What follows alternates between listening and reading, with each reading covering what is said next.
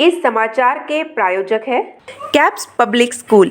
CBSE pattern के अनुसार 2 एकड़ में विकसित सर्व सुविधा युक्त स्कूल भवन। प्रवेश के लिए संपर्क करें caps public school, Nandapur road, Savargaon, Pandhurna. Saraswati Shishu Vidya मंदिर इंग्लिश मीडियम स्कूल। संस्कारमय वातावरण में अंग्रेजी शिक्षा की ओर एक कदम। दुल्हन साड़ी एंड वस्त्र भंडार बम्पर धमाका। 1 लाख रुपए तक की खरीदी करने पर 980 लीटर का बड़ा फ्रिज, 50,000 रुपए तक की खरीदी करने पर 21 इंच का फ्लैट LCD टीवी, 40,000 रुपए की खरीदी करने पर 3 फीट का बड़ा कूलर। एक बार खरीदी करने अवश्य पधारें। स्थान पुलिस थाना के पीछे, पांढुर्णा। शुक्रवार को शहर में नगर पालिका ने अतिक्रमण हटाओ मुहिम चलाई। इस दौरान तीनशेर चौक से लेकर जय स्तंभ चौक तक सड़क पर रखे दुकानों के सामान को जब्त करने की कार्रवाई की गई।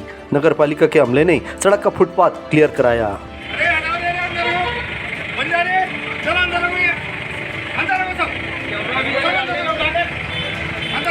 इस दौरान दुकानदारों में हड़कंप मचा रहा।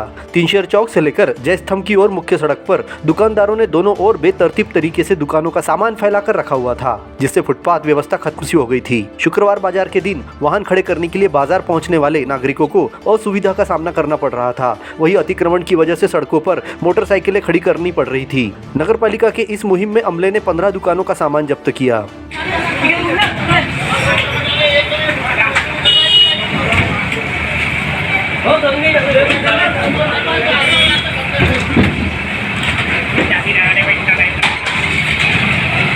दो दिनों पहले नगर पालिका ने मुनादी कर फौरन सामान सड़क से हटाने के लिए कहा था, लेकिन लतखोर दुकानदारों पर इस बात का कोई असर नजर नहीं आया।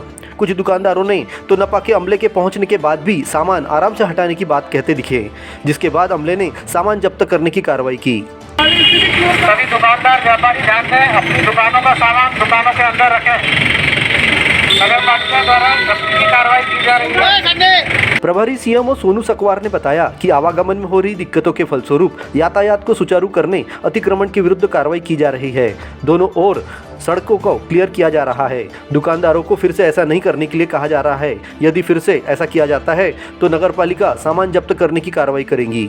नगर पालिका के द्वारा जो रोड पर अतिक्रमण किया गया है व्यापारियों के द्वारा, उनको जब्ती की कार्रवाई की जा रही है, जिससे बाकी लोग भी समझेंगे और जो लोग रोड पर अतिक्रमण करेंगे उनके विरुद्ध भी नगर पालिका द्वारा कार्रवाई की जाएगी। सर, हम हमेशा देखते कार्रवाई होती है और फिर 10-15 दिन के बाद ये लोग ऐसी स्थिति बन जाती है। ऐसा नहीं होगा। जो लोग अपना सामान व्यवस्थित दुकानों में रखेंगे उनको छोड़कर जो रोड पर रखेंगे सामान, उनके विरुद्ध आगे भी कार्रवाई की जाती रहेगी। इस कार्रवाई के दौरान स्वास्थ्य अधिकारी संजय कड़वे, उपयंत्री सुनील बघेले, प्रभारी राजस्व अधिकारी युवराज मर्सकोले और अतिक्रमण दल प्रभारी विनोद मांडोकड़े अपने दल बल के साथ उपस्थित थे। सड़क के दोनों ओर फैले अतिक्रमण को इस दौरान साफ किया गया।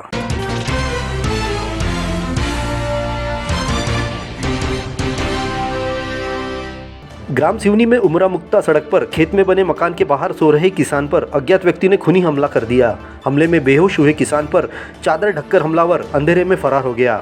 सुबह जब परिजन उठे तो उन्हें लहूलुहान हालत में किसान को देखा। पहले शहर के निजी क्लिनिक में भर्ती किया गया, बाद में सुबह नागपुर में भर्ती किया गया है, जहां शाम तक किसान को होश नहीं आया है।